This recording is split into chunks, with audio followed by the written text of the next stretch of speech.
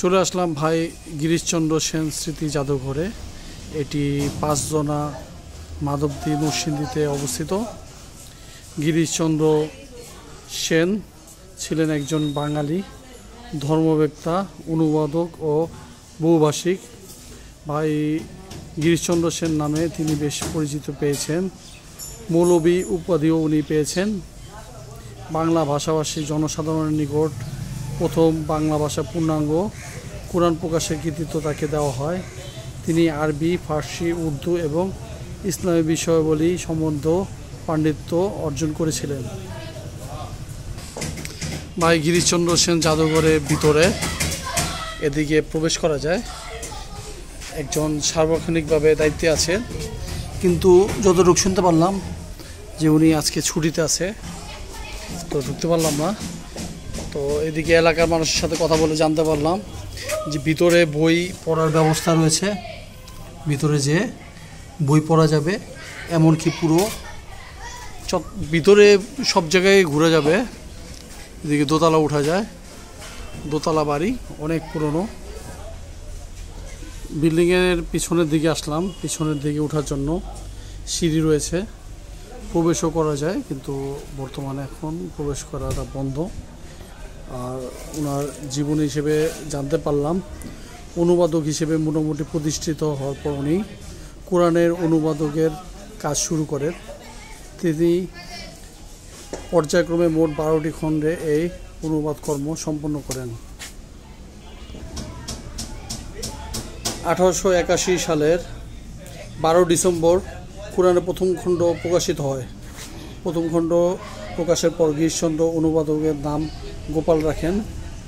মুসলিম সমাজে এর প্রতিক্রিয়া নিয়ে তিনি চিন্তিত ছিলেন। গ্রন্থটিতে কেবল প্রকাশক গিরিশচন্দ্র সেন এবং মুদ্রক তারিণীচরণ বিশ্বাসের নাম লেখা ছিল। গ্রন্থটিতে প্রকৃত অনুবাদকের নাম ছিল না। 32 পৃষ্ঠা এ খণ্ডের মূল্য ছিল মাত্র 4 আনা। কোরআনের পর তার আর কোনো বড় কাজ হাদিসের অনুবাদ। হাদিসও কয়েক খণ্ড পর্যায়ক্রমে প্রকাশিত হয়। নরসিংদী জেলার পাঁচজনা গ্রামে তার জন্ম। পেশাগত জীবনে প্রথম পর্যায়ে তিনি ময়মনসিংহের ডেপুটি ম্যাজিস্ট্রেটের কাছারিতে নকল নবিশ হিসেবে কর্মরত ছিলেন। পরে স্বল্প সময়ের জন্য ময়মনসিংহ জেলা স্কুলে শিক্ষকতা করে সাংবাদিকতা ও সাহিত্য চর্চায় আত্মনিয়োগ করেন। ভাই গিরিশচন্দ্র সেন 1834 সালে বর্তমান নরসিংদী জেলার পাঁচজনা গ্রামে এই বিখ্যাত বৈদ্য দেওয়ান বংশে জন্মগ্রহণ করেন। গিরিশচন্দ্রের পিতা ছিলেন মাধবরাম সেন ও পিতামহ ছিলেন রামমোহন সেন। গিরিশচন্দ্ররা ছিলেন 3 ভাই: ঈশ্বরচন্দ্র সেন, হরচন্দ্র সেন এবং সর্বকনিষ্ঠ গিরিশচন্দ্র সেন।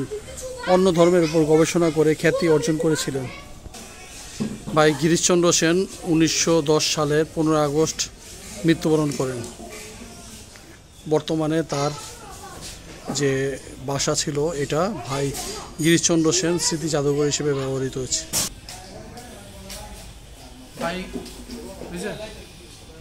ভাই গিরিশচন্দ্র সেন স্মৃতি জাদুঘরে এতক্ষণ ঘুরে দেখলাম। এটা গ্রীষ্মকালে এপ্রিল থেকে সেপ্টেম্বর 10টা থেকে 6টা পর্যন্ত খোলা থাকে। শীতকালে অক্টোবর মার্চ মাসে 9টা থেকে 5টা পর্যন্ত খোলা থাকে। রবিবার সাপ্তাহিক বন্ধ থাকে। এটা ভিতরে জাদুঘরে গেলে পুরো কাছারিটি ঘুরে দেখা যাবে। এখানে একজন লোক কর্মরত রয়েছে, আজকে বিশেষ কারণে উনি অনুপস্থিত। ভিতরে দেখাতে পারলাম না, কিন্তু বাইরে দিয়ে আমি যা দেখলাম যে ভিতরে পরিবেশ হলো ভিতর লাইব্রেরি, ভিতরে হাঁটার ব্যবস্থা রয়েছে, প্রচুর বই সংরক্ষিত রয়েছে। আপনারা যে কোনো সময় আসলে এই উল্লেখিত রবিবার ছাড়া ভিতরে ঢুকে আপনারা দেখতে পারবেন।